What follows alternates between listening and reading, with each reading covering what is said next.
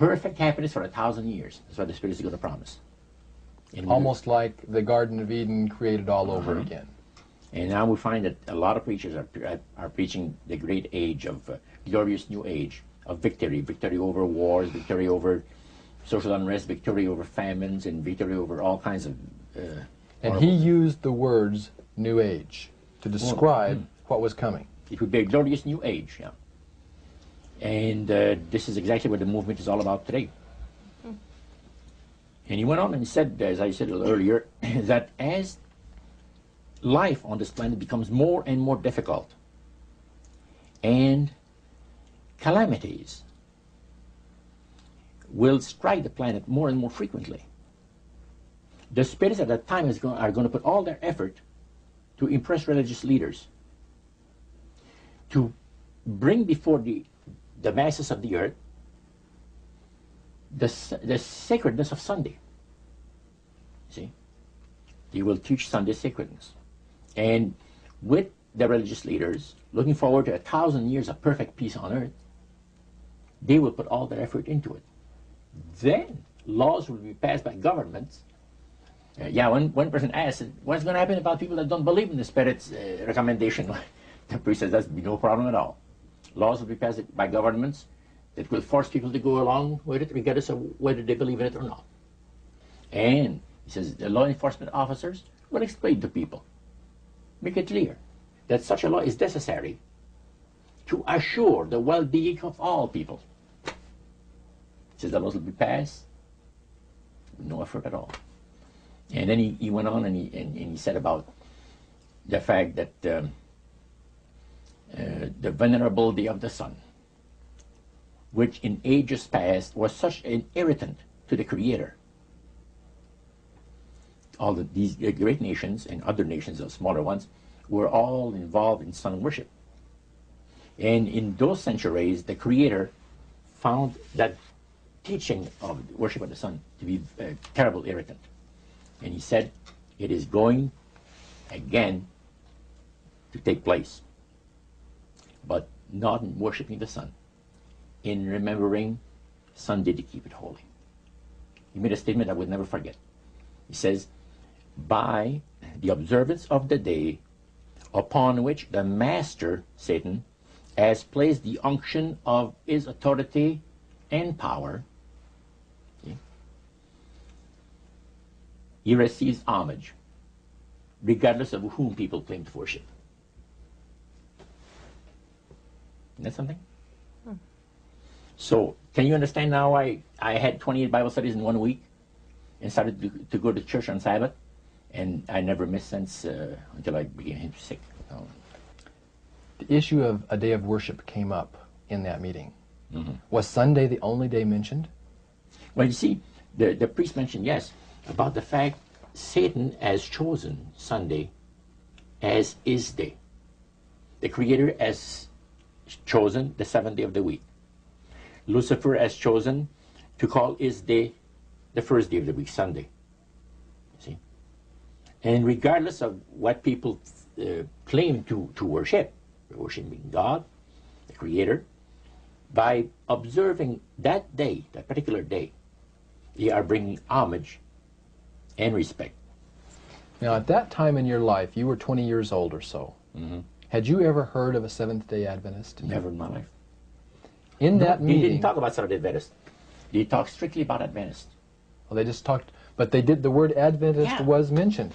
The priest was telling us that necromancy, as I mentioned earlier, is the belief that the dead have entered into a higher state of existence, etc. And he says, for centuries, friendly demon spirits have worked diligently to establish and uphold in the religious convictions of all people the belief that man has an immortal soul. See? Then he boasted about the fact that the master was so smart in that he had deceived the whole world, even in this age of great scientific knowledge and understanding. Then one person put his hand up, and that priest says, yes, we want to say something? He says, what about the Adventists? You can't count them deceived regarding the state of the dead. And I got a question. What about, how come that they can't be brought under the great deception? The priest said, you're right. I apologize, says here, I made a mistake. When I said that all the millions of people living on the face of this planet, everybody, you know, was honoring the great master, I forgot the Adventists. There's so few in number when you figure the billions and all people, I didn't even think of mentioning it. So I'm sorry. Then he says, secondly, the reason why they can't be brought under the great deception, let me explain about it. Now he said, my next statement is going to upset some of you. But what I'm telling you is the honest truth. It is factual. It's reality. The fact that the Adventists observe the biblical Sabbath of creation and reverence the Creator on that day, it makes it impossible for the spirits to deceive them. They are given very special help and great spiritual insight. And he said, under these conditions, they are not ordinary people. And that stayed with me, man, just like this. And when I heard the word Adventist, when Sarah told me later on, which we're going to cover later, I asked him, I said, what denomination do you belong to? He said, I'm a Seventh Adventist. What is that again? He said, I'm a Seventh Adventist. I said, is that the same thing as Adventist? Oh yeah, he says, a lot of people call us the Adventists. They don't talk about the 70s, same thing. Boy, I was interested. I bet you were. Now, I wanted to know what his Bible said. Yeah, I bet you did. Because that was the one group that under question only, the high priest of the demonic worship house. Yeah. The thing that he had said to you was, this is the one group that can't be deceived. That's right. And so somewhere back inside that that resistance you had came out, and you awoke. A few months later,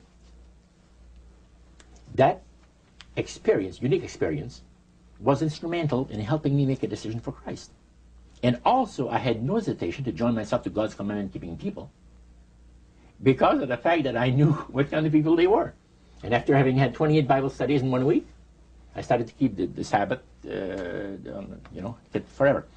But you see, the time that I had these Bible studies, 4 hours per evening, we started at 7 o'clock and finished at 11 o'clock at night.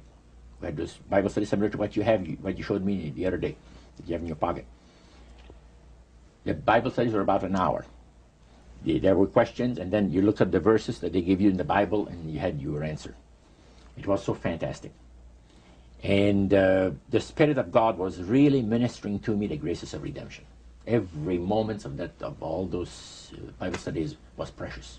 Precious, precious, precious. Roger, at that time, your major language was French. You did not speak English, and all of this happened in the French language in Montreal. How long after you became a Seventh-day Adventist, or after you learned of Seventh-day Adventists, did you read the book Great Controversy by Ellen White? Well, I joined the church. I first had the Bible studies in October of 46. In April of 47, I was baptized into the church. In September of that year, Hilda and I got married. And the French church in Montreal gave us, as a wedding gift, the Conflict of the Ages series. And I had not read the Great Controversy up to then. But then you read it. Yeah. And what went through your mind when you read the book Great Controversy, thinking back on the experience you'd had maybe just a year or so before? That's right. What went through your mind? This person is inspired. This person has got knowledge that nobody else has on the face of the earth, except, the Spiritists that I was mentioning, because it's so unique. Well, I find it very remarkable that they were willing to share the strategy that Satan is working on with this group. Of course, their plan was that it would never get out. That's right.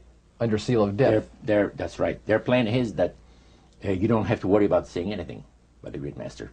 Because as soon as anybody strays some, the spirits will tell the high priest right away what's taking place. They did with my Bible study that Wednesday night.